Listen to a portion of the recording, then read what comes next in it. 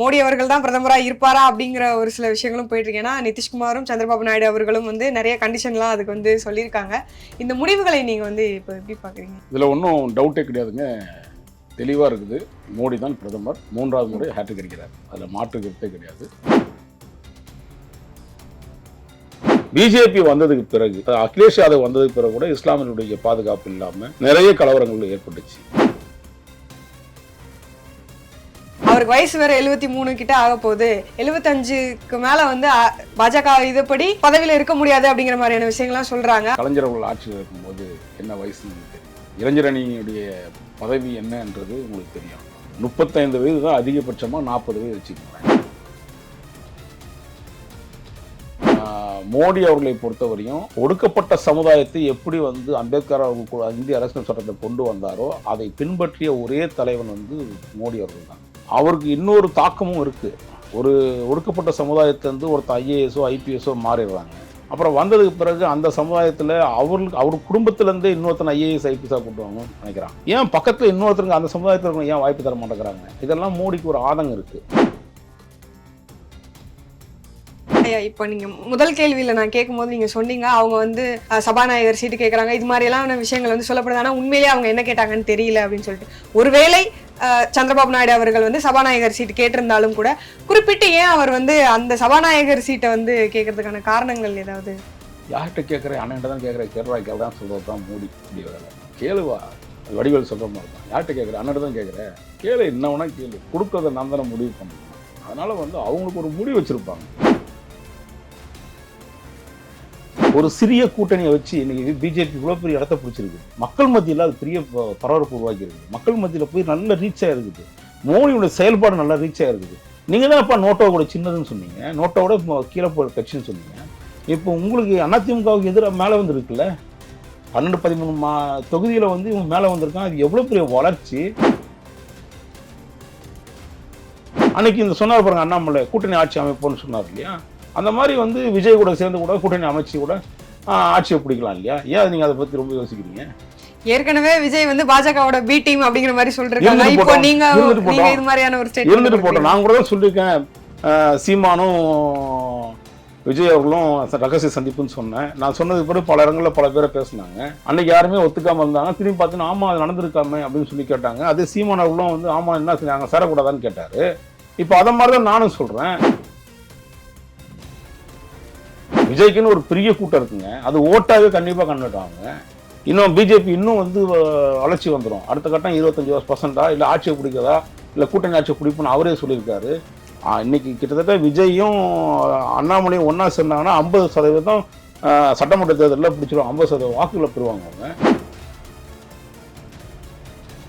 நீங்கள் கையில் சண்டை போடுறதா இருந்தால் கையில் சண்டை போடுவோம், ஆயுதத்தோட சண்டை போடணும்னா ஆயுதத்தோட சண்டை போடுவோம், பண ரீதியாக சண்டை போடணும் பண ரீதியாக சண்டை போடுவோம் தான் நினைப்பாங்க.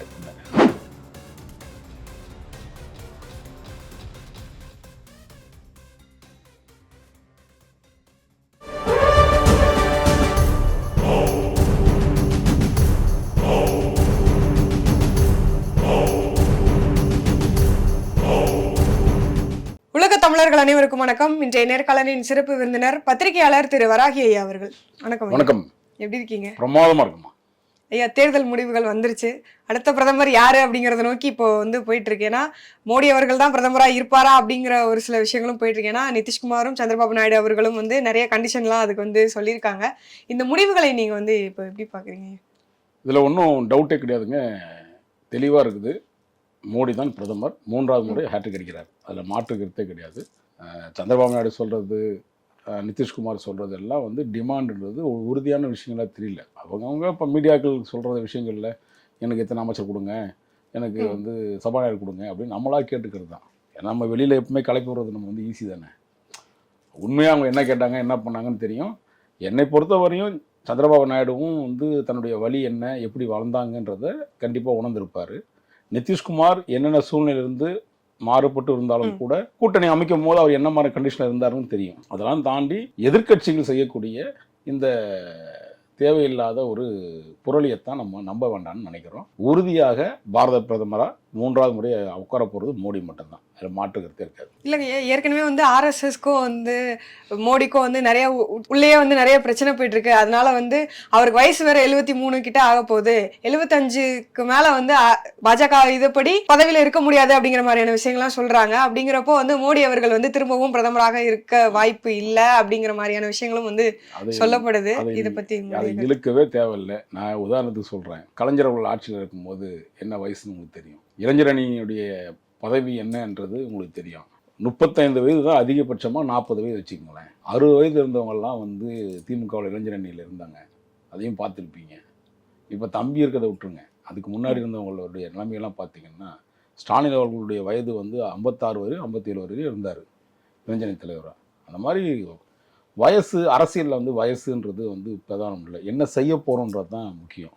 அதை கொஞ்சம் ஒரு அறிவுபூர்வமாக என்ன செய்கிறோன்றது தான். இந்த 10 ஆண்டு காலம் வந்து அவர் வந்து ஆட்சி பண்ண விஷயங்கள் வந்து மக்கள்கிட்ட போய் நல்ல ரீச் ஆகிருக்கு. ஒரு மறுக்க முடியாத ஒரு தேச தந்தை போல தான் அவரை பார்க்குறாங்க மோடி. இன்றைக்கி நீங்கள் சொல்லலாம், இன்றைக்கி வந்து ஆர்எஸ்எஸ்க்கு அவருக்கு பிரச்சனை இவருக்கு பிரச்சனைன்றதை சும்மா எதிர்கட்சிகள் வந்து கலப்பி விடுறதை வச்சுலாம் முடிவு பண்ண முடியாது. எதிர்க்க ஆர்எஸ்எஸ் ஒன்றும் இவரை எதிர்த்து ஏதாவது ஒரு வார்த்தை கூட இதுவரையும் பேசுனதா எனக்கு தெரியல.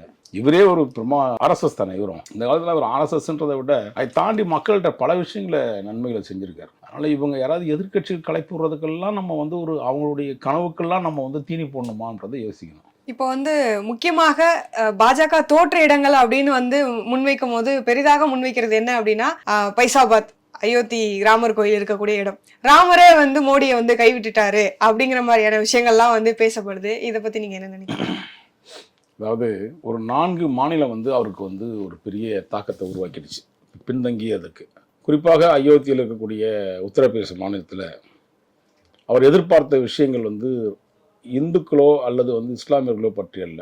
முலாயம் சிங் யாதவுடைய காலகட்டத்திலிருந்து பார்த்தீங்கன்னா இஸ்லாமியர்களுக்கு ஒரு பாதுகாப்பு இல்லாத ஒரு சூழ்நிலை இருந்துச்சு. அப்போ தான் அதிகமான கலவரங்கள் வந்துச்சு. காங்கிரஸ் கட்சி இருக்கும்போது தான் பாபர் மசூதியுடைய இடிப்பும் வந்துச்சு. பிஜேபி வந்ததுக்கு பிறகு, அகிலேஷ் யாதவ் வந்ததுக்கு பிறகு கூட இஸ்லாமியர்களுடைய பாதுகாப்பு இல்லாமல் நிறைய கலவரங்கள் ஏற்பட்டுச்சு. பிஜேபி ஆட்சி உட்கார்ந்ததுலேருந்து மோடி அவர்கள் வந்து ஒரு 10 வருஷம் இருந்திருக்காரு. பெரிய கலவரங்களாக பெருசாக பார்க்க முடியல. அது பிறகு யோகி ஆதித்யநாத் வந்தார், பெரிய கலவரங்களாக பார்க்க முடியல. இப்போ எதிர்கட்சிகள் வந்து ஒரு சில விஷயங்களை ஒரு விமர்சனமான ஒரு விஷயங்களை கொண்டு போய் சேர்த்தாங்க. அது என்னன்னா, இஸ்லாமியருக்கு எதிராக அவர் பேசவே இல்லை. இஸ்லாமியர்கள் போர்வையில் வேறொரு நாடுலேருந்து உள்ளே வராங்க இல்லையா, அவங்கள பற்றி பேசப்பட்ட விஷயங்களை கொண்டு போய் சேர்த்ததனுடைய விளைவு. அதை எதிர்கொள்ள முடியாமல் இவங்க வந்து அது சரியான இடத்துல வந்து பெருசாக பாதிக்காது, இஸ்லாமியர்கள் எப்பவுமே நம்ம கூட தானே இருக்காங்க, அப்படி கவலைப்பட வேண்டாம்னு நினச்சி தான் பண்ணாங்க. அந்த ஒரு சந்திப்பு பின்னடைவுன்றது ரொம்ப பெருசு தான், இல்லைன்னே மறுக்க முடியாது. அதெல்லாம் தாண்டி காங்கிரஸ் இயக்கம் ஒரு வலிமை வாய்ந்த இயக்கம். அங்கே சமாஜ்வாடி ஏற்கனவே பல முறை ஆட்சியில் இருந்தது.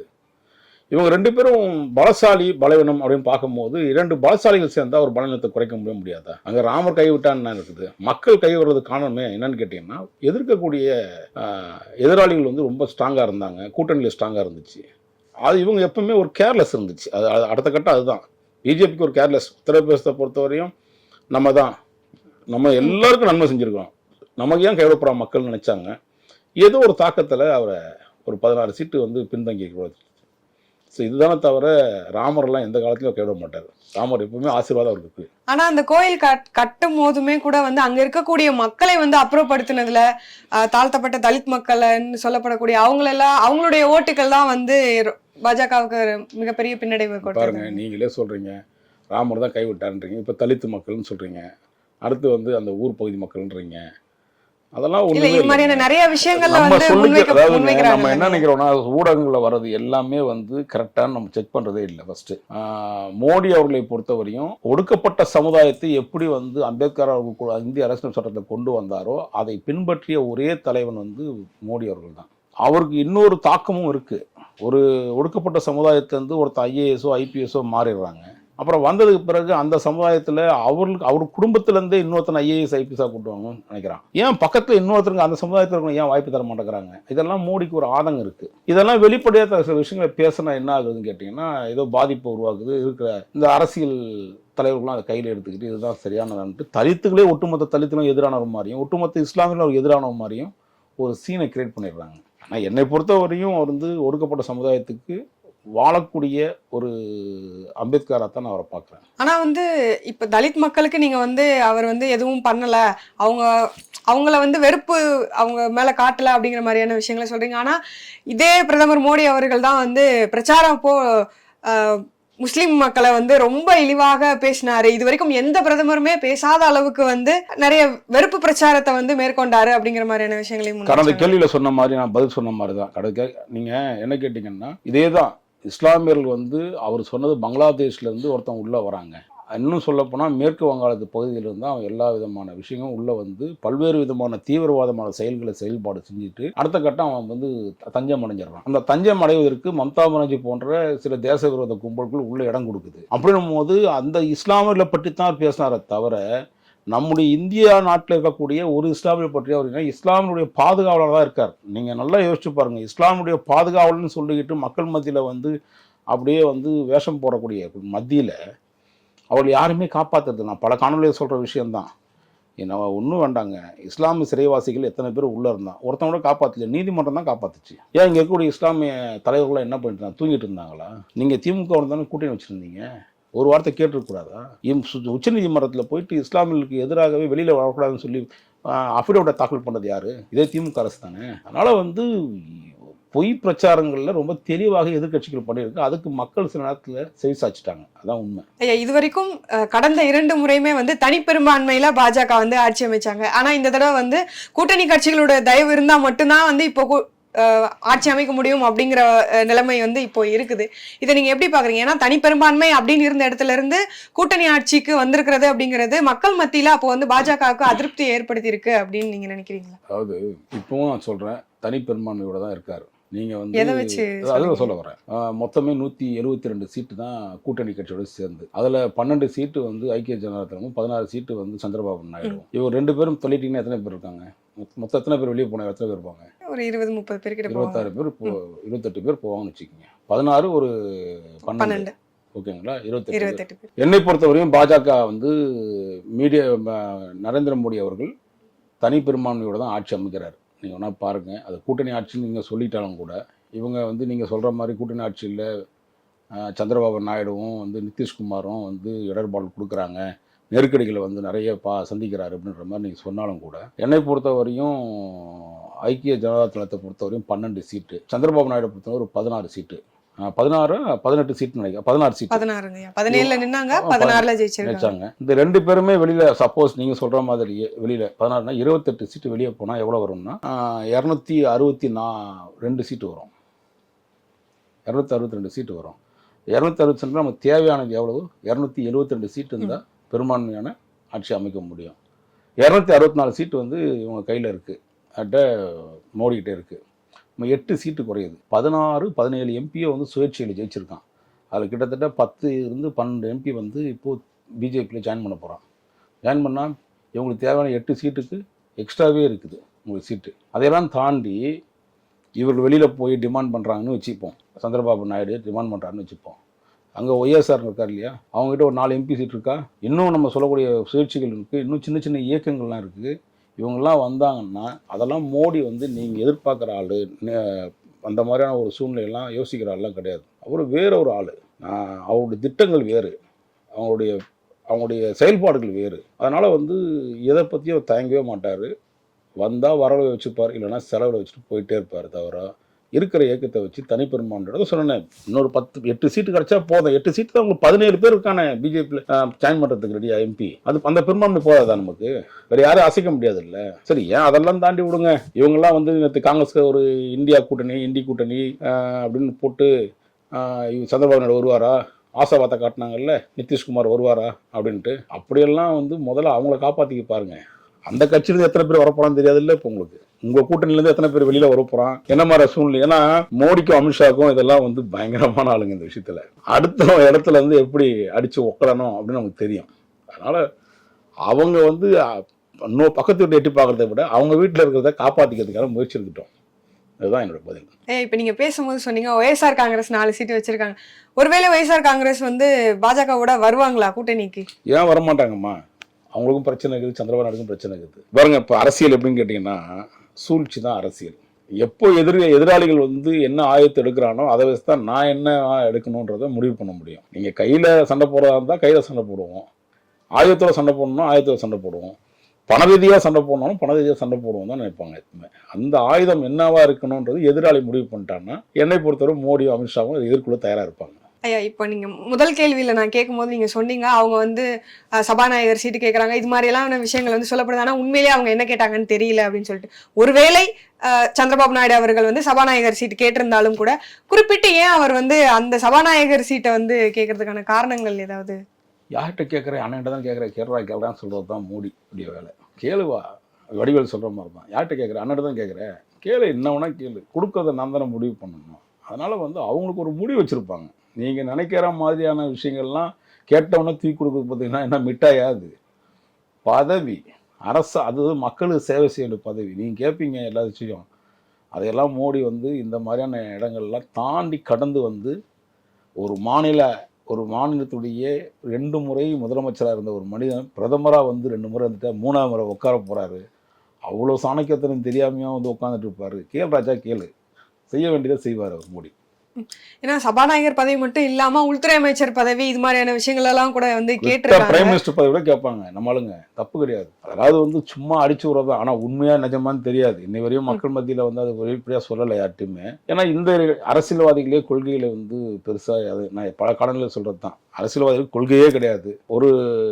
இப்போ இந்த சம்பவத்துல வந்து எனக்கு உள்துறை கொடுன்னு கேட்டாலும் சரி, சபாநாயகர் கொடுத்தாலும் சரி, எது கேட்டாலும் சரி கொடுக்குறேன்னு தான் சொல்லுவார். நம்மால் என்ன கொடுப்பாருன்றது, இடி கொடுப்பாரா இல்லை வந்து சிபிஐ கொடுப்பாரான்னு தெரியாது. ஏற்கனவே பல வழக்கில் மாட்டிருக்கா சந்திரபாபு நாயுடு. ஸோ அதெல்லாம் தெரியும் அவருக்கு, அந்த அரசியல் சாணக்கியத்தனை அவருக்கு தெரியும். சந்திரபாபு நாயுடு அந்த தவறுகளை செய்ய மாட்டான்றதும் எனக்கு தெரியும். ஏன்னா வயசு கிட்டத்தட்ட முதிர்ச்சி, 74 வயசு மேலே ஆயிடுச்சு. இப்போ ஜெயில வேற பார்த்துட்டு வந்துட்டாரு. சொகுசு வாழ்க்கை வாழ்ந்தவர். மோடி அசந்தாலும் அடிப்பாரு, அசராமலையும் அடிப்பாரு. ஐயா, அதற்காக சீட்டு கேட்டா வந்து இடியோ இல்ல ஐடியோ வரும். டிமாண்ட் பண்றீங்கல்ல, டிமாண்ட் பண்ணா என்ன சொல்ல முடியும்? ஏங்க, உங்களோட சேர்ந்து அந்த பிஜேபின்ற ஒரு மிகப்பெரிய தேசிய இயக்கம் பக்கத்துல பக்கபலமா நின்றுதான் நீங்க உங்களை தூக்கிட்டு வந்து இந்த இடத்துல உட்கார வச்சிருக்குது. இந்த இடத்துல போய் நீ வந்து எனக்கு இதை கொடு அதை கொடுன்னு கேட்கறது வந்து உன்னோட ஜனநாயக கடமையா இருக்கலாம். கொடுக்கணுமா வேணாமான்னு அவர் முடிவு பண்ணுவாரு. இல்ல நீங்க டிமாண்ட் தான் பண்ணி நாங்க இப்படிதான் நிற்போம் அப்படின்னு நினைச்சீங்கன்னா நீங்க தேவையில்லடா வெளில போங்கடான்னு சொல்லக்கூடிய அளவுக்கு தான் மோடியும் அமித்ஷாவும் அந்த வியூகத்தை வந்து வச்சுக்கிறாங்க. தேவையில்லை வெளியில போங்கன்னு சொல்ற வரைக்கும் அது ஓகேங்க. ஆனா வந்து என்கிட்ட நீ இப்படி டிமாண்ட் பண்ணிட்ட, அதுக்காக வந்து உனக்கு நான் வந்து ரைடு அனுப்புறேன் பாரு அப்படின்னு சொல்றதுங்கிறது வந்து தப்பே கிடையாதுன்னு சொல்லுவேன். இல்ல, எதனால தப்பு இல்ல? நீங்க என்ன தப்புன்னு நினைக்கிறேன்? நல்லவங்க வீட்டுக்கு ரைடு பண்ண சொன்னாரு, உங்க கூட இருந்தா அப்ப வந்து தப்பு பத்திரிகையாளனா சொல்ற விஷயம் என்னன்னா, இது தவறுன்னா தவறுதான், அதுல யார் செஞ்சாலும் தவறுதான். என் கூட வந்து அவர் உட்காந்துட்டாரு தூய்மையானவர் நான் சொல்ல விரும்ப மாட்டேன். ஆனா அரசியல் அப்படி இல்லை. அரசியல் என்பது சாணக்கியத்தனம்னு பேர்றான். சாணக்கியத்தனன்ற பேர்ல தான் பல விஷயங்களை செய்யறான். அது சட்டவிரோதமா இருந்தாலும் சரி, சட்டத்துக்கு உட்பட்டு இருந்தாலும் சரி, அதுக்கு பேர் சாணக்கியத்தனம்னு உருவாக்கி வச்சிருக்கான் நம்மால். அதனால நீங்க எதிர்பார்க்குற விஷயத்த நீங்க வந்து அன்போடு கேட்டீங்கன்னா மோடிக்கிட்ட அரவணைச்சு கொடுப்பாரு. இல்லை நான் வந்து அதிரடியா நண்பர்லாம் செயல்பாடுலாம் செய்வேன்னு நினைச்சாருன்னா வச்சு செஞ்சு அனுப்புவார். ஐயா, இப்ப அப்படியே கொஞ்சம் தமிழ்நாடு பக்கம் வருவோம். இந்த பக்கம் வந்து பாஜக வந்து பெரிதளவுல வளர்ந்துருக்கு, மக்கள் கிட்ட வந்து எல்லா இடத்துக்கும் அண்ணாமலை அவர்கள் வந்து கொண்டு போய் சேர்த்திருக்காரு அப்படிங்கிற ஒரு விஷயத்த தொடர்ந்து முன் வச்சுக்கிட்டே இருந்தாங்க. ஆனா பாஜக கூட்டணியில இருக்கக்கூடிய கட்சிகள் கூட ஒரு இடங்கள்ல ஜெயிக்கலையே. இதை நீங்க எப்படி பாக்குறீங்க? பிஜேபி ஜெயிக்கிறதா தோக்குறதான்னு முக்கியம் இல்லை, எத்தனை பர்சன்டேஜ். நீங்க என்ன சொல்லியிருக்கீங்க ஆரம்பத்துல, எதிர்கட்சி ஒரு நோட்டாவுக்கு கூட தகுதி இல்லாத ஒரு இயக்கம்னு சொன்னீங்கல்ல, போன வாட்டி எலெக்ஷன்ல கூட சொன்னீங்கல்ல, சட்டமன்ற தேர்தலில். இன்னைக்கு வந்து அதிமுக என்கின்ற ஒரு மிகப்பெரிய ஒரு இயக்கத்தை தலைமையேற்று நடத்திய பிறகு, நம்ம எடப்பாடி பழனிசாமி தலைமையேற்று நடத்திய பிறகு அந்த அதிமுக என்ற இயக்கம் அடியோடு அழிஞ்சு போயிட்டே இருக்குதுன்னு நான் பல காணொலியில் உங்களுக்கு சொல்லிட்டு இருக்கேன். அதை தாண்டி வந்து ஒருத்தன் 3வது இடத்தை பிடிக்கிறாப்புல பிஜேபியிலேருந்து கிட்டத்தட்ட 11-12 வந்து அவங்க 2வது இடத்துக்கு தள்ளப்படுறது, அதிமுக 3வது இடத்துக்கு 4வது இடத்துக்கு தள்ளப்பட்டிருக்குது. அப்போ அந்த பிஜேபியோட வளர்ச்சியை கண்டு நம்ம சந்தோஷம் தான் படணுமே தவிர வருத்தப்படுறதுக்கு என்ன வேலை இருக்குது? கட்சி இது பாருங்க, இன்னைக்கு இல்லைனாலும் அது சட்டமன்ற உறுப்பினர் எப்படி உருவாக்கணும்னு அவங்களுக்கு தெரியும். ஒரு சிறிய கூட்டணியை வச்சு இன்னைக்கு பிஜேபி இவ்வளோ பெரிய இடத்த பிடிச்சிருக்குது. மக்கள் மத்தியில் அது பெரிய பரபரப்பு உருவாக்கி இருக்குது. மக்கள் மத்தியில் போய் நல்ல ரீச் ஆகிருக்குது. மோடியோட செயல்பாடு நல்லா ரீச் ஆகிருக்குது. நீங்கள் தான் அப்போ நோட்டோ கூட சின்னதுன்னு சொன்னீங்க, நோட்டோட கீழே போகிற கட்சின்னு சொன்னீங்க. இப்போ உங்களுக்கு அதிமுகவுக்கு எதிராக மேலே வந்துருக்குல்ல, 12-13 தொகுதியில் வந்து இவங்க மேலே வந்திருக்கான். அது எவ்வளோ பெரிய வளர்ச்சி. வெற்றி பெற்று தான் மக்களுக்கு சேவை செய்யணுமா என்ன? அரசியலுக்கு வந்தாவே அரசியல் என்பது என்ன? சேவை செய்யறதுக்காக மக்களுக்கு அரசியல் சேவை செய்யணும். அந்த சேவை இன்னொரு 2 வருஷம் பொறுத்து சேவை போறாங்க. ஆனால் சட்டமன்றத்தில் வந்து தேர்தலை சந்திக்க போறாங்க. அன்னைக்கு இந்த சொன்னார் பாருங்க அண்ணாமலை, கூட்டணி ஆட்சி அமைப்போம்னு சொன்னார் இல்லையா? அந்த மாதிரி வந்து விஜய் கூட சேர்ந்து கூட கூட்டணி அமைச்சு கூட ஆட்சியை பிடிக்கலாம் இல்லையா? ஏன் நீங்க அதை பத்தி ரொம்ப யோசிக்கிறீங்க? ஏற்கனவே விஜய் வந்து பாஜகவோட பி டீம் அப்படிங்கிற மாதிரி சொல்றாங்க. இப்போ நீங்க இது மாதிரியான ஒரு ஸ்டேட்மென்ட் இருந்துட்டு போட்டோம். நான் கூட தான் சொல்லியிருக்கேன், சீமானும் விஜய் அவர்களும் ரகசிய சந்திப்புன்னு சொன்னேன். நான் சொன்னதுக்கு பிறகு பல இடங்களில் பல பேரை பேசினாங்க. அன்னைக்கு யாருமே ஒத்துக்காம இருந்தாங்க. திரும்பி பார்த்தீங்கன்னா ஆமா அது நடந்திருக்காமே அப்படின்னு சொல்லி கேட்டாங்க. அதே சீமான் அவர்களும் வந்து ஆமா என்ன நாங்கள் சேரக்கூடாதான்னு கேட்டாரு. இப்போ அதை மாதிரி தான் நானும் சொல்றேன்.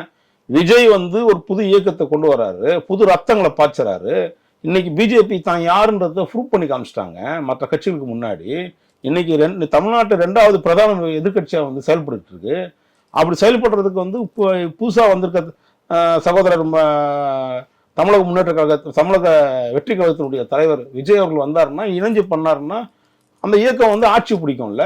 அதுக்கப்புறம் யாரும் முதல்வன்றதை முடிவு பண்ணிக்கிட்டோம். ஆனா அவர் வந்து இதுக்கு ஒத்துக்குவாங்களாங்க? ஏன்னா அவங்களுடைய இன்னும் வந்து அவங்களுடைய கட்சியே வந்து அவங்க இன்னும் கட்டமைக்கல, என்ன கொள்கை அது மாதிரியான எந்த விஷயங்களுமே வந்து இன்னும் வெளியில வைக்கல. அப்படிங்கிற நடிகர் விஜயை பொறுத்தவரையும் ரசிகர் மன்றத்தை கட்டமைச்சிட்டார் இல்லையா? அதுக்கு குக்குரா முறையும் அமைச்சிருக்காரு. அது அப்படியே தான் எம்ஜிஆர் மாதிரி தான். எம்ஜிஆரும் இதே மாதிரி தான் பண்ணாங்க. புரட்சி கலைஞர் விஜயகாந்த் அவர்களும் அதான் பண்ணாங்க. இந்த கட்டமைப்பை கிராமப்புற பகுதியில் வளர்த்துட்டாங்க. இதை அப்படியே தொண்டனா ஆக்குறதுக்கு முயற்சி பண்ணுவாங்க. அதை தாண்டி கட்சிக்கு அப்பாற்பட்டு அரசியலுக்கு அப்பாற்பட்டு இளையோர், அதாவது நம்ம வந்து கல்லூரி மாணவிகள்லாம் வந்து நிறைய பேர் வந்து உறுப்பினராக இல்லைன்னா கூட வெளியிலிருந்து நிறைய பேர் விஜயை ஆதரிக்கிறாங்க. இவங்க எல்லாமே ஒன்றா சேரும்போது பிஜேபிக்கு ஒரு கிட்டத்தட்ட இப்போ தனிப்பட்ட முறையில் ஒரு 11% ஓட்டு இருக்குது. கூட்டணி சேர்ந்தா வந்து அது வெற்றி கூட்டணியாக மாறும்ல? ஏன் வாய்ப்பு இல்லை? விஜய்க்குன்னு ஒரு பெரிய கூட்டம் இருக்குங்க. அது ஓட்டாவே கண்டிப்பாக கண்டுட்டாங்க. இன்னும் பிஜேபி இன்னும் வந்து வளர்ச்சி வந்துடும். அடுத்த கட்டம் 25% இல்லை ஆட்சியை பிடிக்கிறதா இல்லை கூட்டணி ஆட்சியை பிடிப்புன்னு அவரே சொல்லியிருக்காரு. இன்னைக்கு கிட்டத்தட்ட விஜயும் அண்ணாமலையும் ஒன்றா சேர்ந்தாங்கன்னா 50% சட்டமன்ற தேர்தலில் பிடிச்சிடும். 50% வாக்குகளை பெறுவாங்க. அவங்க தான் ஆட்சி அமைப்பாங்க. நீங்க சொல்ற விஜய்க்கு இருக்கக்கூடிய பெரிய ரசிகர் கூட்டத்துல வந்து பெரும்பாலும் பாத்தீங்க அப்படின்னா இந்த 18 வயசுக்கு உள்ள, அதாவது ஓட்டு போடுற மக்கள்ல இருந்து கம்மியா வயசு இருக்கக்கூடியவங்க தான் கொஞ்சம் அதிகமா, சின்ன குழந்தைங்கள்ல இருந்து நிறைய பிள்ளைங்க வந்து இருக்காங்க. அப்படிங்கிறப்போ அது எப்படி ஓட்டா மாறும்? ரசிகர்களா இருந்தா எல்லாருமே வந்து வாக்காளர்களா மாறிடுவாங்க. 18 வயசுக்கு வந்ததுக்கு அப்புறம் நீங்க வாக்காளராக மாறி தான் ஆகணும். நீங்க ரஜினிக்கு வந்து எப்படி வந்து 70 வயசு வரையும் அரசியலுக்கு வருவார் நம்பி நம்ம ஏமாந்தோமோ அந்த மாதிரி வந்து வராமையே போயிட்டாரு. புரியுதுங்களா? அன்னைக்கு 70 வயசு, அதாவது அவர் சாதாரணமாக 18 வயசாக இருந்த தொண்டன் தான் 70 வயசு வரையும் அவர் கூடவே நின்னான். அந்த மாதிரி வந்து ரஜினி அரசியல் வந்து வராமல் போய் ஏமாந்தது மட்டும் இல்லாமல் விஜய் இன்னைக்கு வந்து விரும்பி நிற்கிற 10 வருஷமா இருக்கிற அந்த 18 வயசு பசங்க தான் இன்னைக்கு கிட்டத்தட்ட 52 வயசாவோ 40 வயசாவோ இருப்பான். அவன் வாக்களிச்சாவே. அதை தாண்டி வந்து விஜயை விரும்பக்கூடிய ரசிகரா மட்டுமல்ல, விஜயை வந்தால் நல்லா இருக்கும்னு நினைக்கக்கூடிய மக்கள் இருக்காங்கல்ல, கண்டிப்பாக அதை ஏற்றுப்பான். அப்படின்னு பார்க்கும்போது விஜய் வந்து ஏற்கனவே ஒரு கட்டமைப்பு அமைச்சு வச்சிருக்கிறாரு. அதுக்கப்புறம் வந்து ஓட்டை கன்வெர்ட் பண்ணுறதுக்கான தன்னுடைய கொள்கை கோட்பாடுகள் எல்லாத்தையும் சொல்லி மக்கள்கிட்ட எங்க கொள்கையை சொல்லி கோட்பாடை சொல்லலாம் ஓட்டு போடுறதுக்குலாம் இன்றைக்கி இன்னும் அந்த மாதிரிலாம் வரலைங்க. எவனுமே கேர்லெஸ்ஸாக சொல்கிறது, ஈஸியாக சொல்கிறது. அதில் என்னன்னு கேட்டிங்கன்னா, எவன் இந்த கட்சி ஆரம்பிக்கிறான் ஒவ்வொருத்தரும் கட்சி ஆரம்பிக்கும் கொள்கைன்னு ஒரு புக்கை போடுறான். அந்த கொள்கையை பின்பற்றாங்க. எவனாது ஒரு பயம் பின்பற்றுறது இல்லை. யாராவது ஒருத்தனை சொல்லுங்க, நாங்கள் எங்கள் கொள்கையை கோட்பாடணும் இல்லையா அப்படின்னு ஒருத்தனை சொல்லுங்க. ஐயோ, பொதுப்படையா எல்லா கட்சிகளையும் சொல்றீங்களா இல்ல குறிப்பிட்டு யாரையாவது? எல்லாரையும் தான் நான் சொல்றேன். இன்னைக்கு நேற்றுக்கு ஆரம்பிச்சவன் 15 வருஷத்துக்கு முன்னாடி கட்சி ஆரம்பிச்சவன், முந்தாந்து கட்சி ஆரம்பிச்சவன் முதற்கொண்டு சொல்றேன். கொள்கைன்னு ஒரு புக் அடிச்சுப்பான். அது புத்தகமா தான் இருக்கும். ஒரு கொள்கையும் கிடையாது, கோட்பாடும் கிடையாது, எந்த அரசியல்வாதியும் இருக்கும். அப்படி இருக்குது, நாங்க தான் இப்படி இருக்குதுன்னு சொல்லுங்க. அவன் யாருன்றதை நான் முகத்திரை கிழிச்சு காமிக்கிறேன்.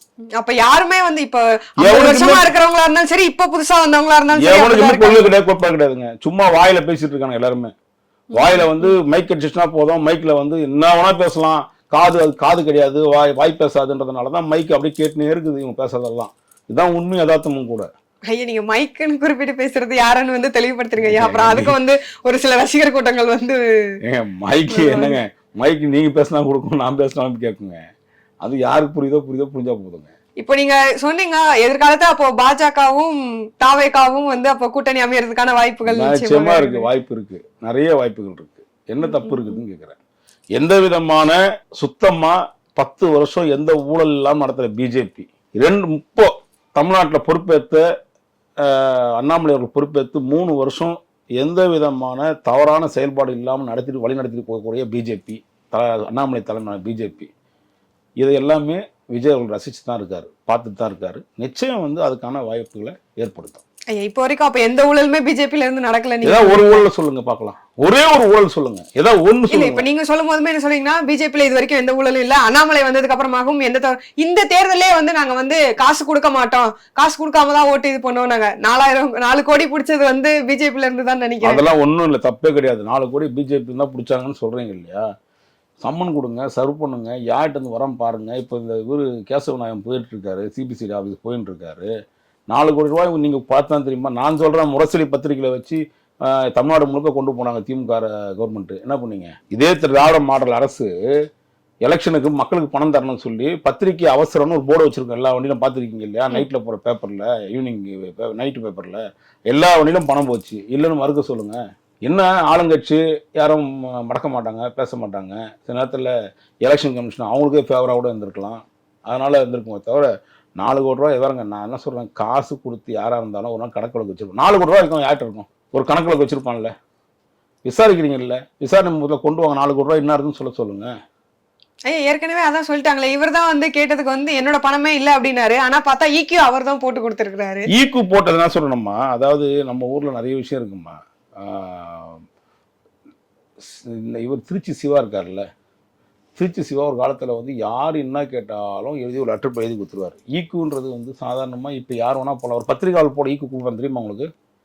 ஒரு பத்திரிகையாளர் பத்திரிகை ஆஃபீஸ்லேருந்து ஒரு லெட்டர் பேடில் எடுத்து போய் ஈக்யூ ஆஃபீஸு நீங்கள் சென்ட்ரல் எடுத்து கொடுத்தாலும் உடனடியாக அதை ஈக்யூ ரிலீஸ் பண்ணுறது. பத்திரிகைக்கு அவசர வேலைக்காக போகிறேன்னு சொன்னால் ஈக்யூ ரிலீஸ் பண்ணலாம். நிறைய பேருக்கு தெரியாது. அதெல்லாம் தாண்டி எம்எல்ஏ எம்பி கொடுத்தா மட்டும்தான் கிடையாது, ஒவ்வொருத்துக்கும் ஒரு வழிமுறை வச்சுருக்கான். பொதுமக்கள் அவசர உதவியில் பொதுமக்களுக்கும் அந்த ஈக்யூ இருக்குது. அதனால் ஒரு காலத்துல திருச்சி சிவா இருக்காரு, அவர் பார்த்தீங்கன்னா லெட்டர் பேடில் கரெக்டாக அடிச்சே வச்சுருப்பார். டெய்லி ஒரு 100 பேப்பர் போகும். அப்போல்லாம் வந்து லெட்டர் பேடில் ஈக்குன்றது பெரிய விஷயம். அதை காசாக நான் 1000 ரூபா அந்த காலத்துலேயே, அந்த லெட்டர் பேடியே காசாக நான் திமுக காரணங்க. அதனால் நீங்கள் வந்து ஈக்யூ கொடுத்த விஷயம் தான் கணக்கு பண்ண முடியாது. அது யார் கொடுத்தாரு, ராமசாமியா கோவிந்தசாமியா கூட அவருக்கு சிவாவுக்கு தெரியாது. நான் ஏன் எக்ஸாம்பிளாக சொல்கிறேன்னா, பர்டிகுலராக நான் வந்து சிவா அவர்களுடைய லெட்டர் பேடில் நான் வந்து ஒரு 20 வருஷத்துக்கு முன்னாடி நான் பயன்படுத்தினதெல்லாம் பார்த்துருக்கேன். அதனால சொல்கிறேன். தொடர்ந்து அண்ணாமலை அவர்கள் வந்து பத்திரிகையாளர் சந்திப்புல ஒரு நாள் ஒரு மாதிரி பேசுறாரு, இப்போ வந்து திரும்ப வந்து மாத்தி பேசுறாரு அப்படிங்கிற மாதிரியான விஷயங்கள் எல்லாம் வந்து தொடர்ந்து வந்து சமூக வலைத்தளங்கள பேசியிருக்காங்க. தேர்தலுக்கு முன்னாடி வந்து எலெக்ஷன் கவுண்டிங் அப்புறம் வந்து பாருங்க திராவிட கட்சிகள்னு எதுவுமே வந்து இருக்காது தமிழ்நாட்டுல அப்படிங்கிற மாதிரி பேசினாரு. இப்போ பத்திரிகையாளர் சந்திப்புல கேட்டா வந்து திராவிட கட்சிகள் நான் சொன்னேன்னா, நான் அதிமுக அனைத்து இந்திய அண்ணா திராவிட கழகத்தை தான் வந்து நான் சொன்னேன் அப்படிங்கிற மாதிரியான விஷயங்களை மாத்தி மாத்தி சொல்றாரு அப்படிங்கிற ஒரு பெரிய குற்றச்சாட்டை வைக்கிறாங்க. அதாவது அவர்கிட்ட தான் கேட்கணும். ஆனா அதுக்கு இன்னொரு விஷயம் சொல்றேன். தமிழக முதலமைச்சர் வந்து எதிர்கட்சி தலைவராக இருக்கும் போது தேர்தலை சந்திக்கும் போது எல்லா இடத்துலையும் ஊராக போயிட்டு கிராம பஞ்சாயத்து நடத்துறேன்னு சொல்லி நடத்தும் போது, நான் ஜெயிச்சு வந்தீங்கன்னா மக்களே நேராக செக்ரட்டரி கேட்டுக்கு தந்திருக்கோம், நேராக உள்ளே வந்துடலாம், உங்களுக்கு யாருக்கும் ஐடி கார்டு தேவையில்லை, ஃபோட்டோ தேவையில்லை, நீங்கள் வந்தீங்கன்னா மக்கள் எனக்கு சந்திக்கலாம் பார்க்கலான்னு சொன்னார். நீங்கள் தயவுசெய்து பத்திரிக்கையாளர் தானே, உங்கள் கார்டை காமிச்சு உள்ளே போய் பாருங்களேன், ஒருவே உள்ள விட மாட்டான் உங்களை, என்ன எதுவும் கேட்பான். அதாவது வந்து நீங்கள் திராவிட அரசுகள் செஞ்சால் உடனே அது சரின்னு நினச்சிக்கிறாங்க பத்திரிகையாளர் பல பேர். உடனே அண்ணாமலை சொன்னால் மட்டும் அது எப்படி எங்க சொல்கிற வார்த்தையை தான் காப்பாற்ற சொல்கிறேன். நான் உங்களுக்கு தான் பல விஷயங்களை சொல்கிறேன். வார்த்தைகள் வந்து நாக்கில் எலும்புலன்றா அரசியல் அடிச்சு விட்றான். 520 வாக்குறுதி அடிச்சு விட்டாங்க திமுகவில். ஒரு வாக்குறுதி நிறைவேற்ற முடியல. ஆயிடுச்சு, 3 வருஷம் முடிஞ்சிருச்சு. இதுக்கப்புறமா இன்னும் நம்புறீங்க மக்கள் அரசியல்வாதிகளை? உங்களை பார்த்தா எப்படியே திரும்ப உங்களை கோமாளியாக நினச்சிக்கிறான். தெரியுதா இல்லையா? உங்களுக்கு அரசியல்வாதி பெரும்பாலும் பேர் உங்களுக்கு கோமாளியாக தான் நினச்சிக்கிறான். அதனால் நீங்கள் நம்பி போகிறது ஒன்றும் வேஸ்ட்டு. ஐயா இப்போ அடுத்த பத்திரிகையாளர் சந்திப்புல அண்ணாமலை அவர்கள் என்ன சொல்லியிருந்தாங்கன்னா, 2026 வந்து நாங்க தான் வந்து ஆட்சி அமைப்போம். பத்திரிகையாளர்கள் வந்து கேட்குறாங்க, ஓவர் கான்ஃபிடென்ட்டா நீங்க பேசுறீங்க. ஆமா, நான் ஓவர் கான்ஃபிடென்ட்டோட தான் பேசுறேன். கான்ஃபிடென்ட் இருக்கலாம். இந்த ஓவர் கான்ஃபிடென்ட் அப்படிங்கிறது எல்லா இடத்துலயும் வந்து பாஜகவுக்கு கை கொடுக்குமா? இல்ல பாஜக நான் என்ன கேட்குறேன்னா, எல்லாருமே சேனல் நடத்துறேன், நீங்களும் சேனல் நடத்துறீங்க, நானும் சேனல் நடத்துறேன், எல்லாருமே வந்து ஒரு யோகத்தை வளர்க்குறோம், எல்லாருமே ஜெயிப்போம்னு நினச்சி தானே ஓடுறோம். ஒரு ஓட்டப்பந்தயத்துக்கு போகிறோம், 10 பேர் நம்ம கூட நிற்கிறான், நான் ஜெயிப்பேன் அப்படின்னு நம்பிக்கை தான் நான் ஓட முடியும். நான் தோப்பேன் எவனா ஓடுவானா? இல்ல நம்பிக்கைங்கிறது வேற, ஓவர் கான்பிடென்ட்ங்கிறது வேற தானே. கான்பிடென்ட் தான் நம்பிக்கை. ஓவர் கான்பிடென்ட் இருக்க கூடாதுல்ல. அது அவர் என்ன சொன்னாரு எனக்கு தெரியாது. ஆனா எப்பவும் எனக்கு வந்து ஓட்டப்பந்தயம்னா நான் 10 பேர் நிற்கும் போது நான் கண்டிப்பா ஃபர்ஸ்ட் வந்துடுவேன் நம்பிக்கையில தான் நான் ஓடுவேன்.